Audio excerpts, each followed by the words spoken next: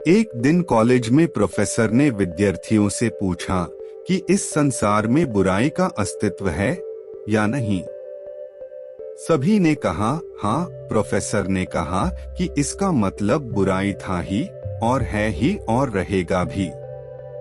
Professor ने इतना कहा तो एक विद्यार्थी उठ खड़ा हुआ और उसने कहा कि इतनी जल्दी इस निष्कर्ष पर मत पहुंचिए सर।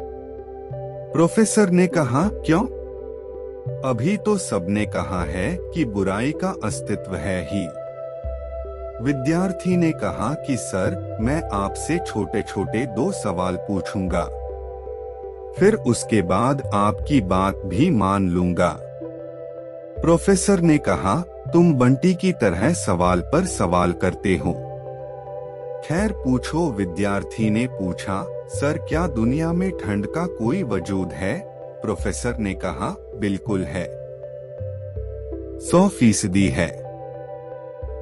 हम ठंड को महसूस करते हैं।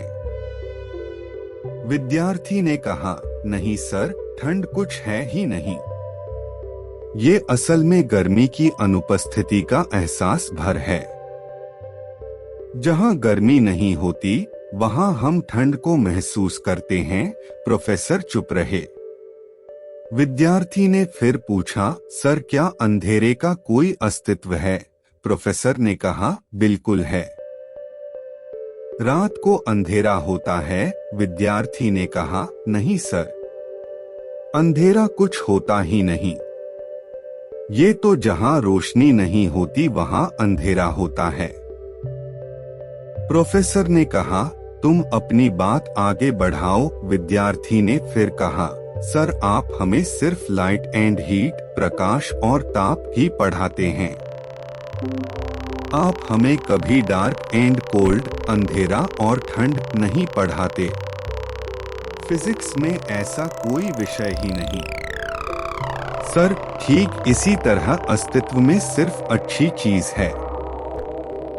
अब जहां अच्छा नहीं होता वहां हमें बुराई नजर आती है, पर बुराई का कोई अस्तित्व है नहीं। ये सिर्फ अच्छाई की अनुपस्थिति भर है।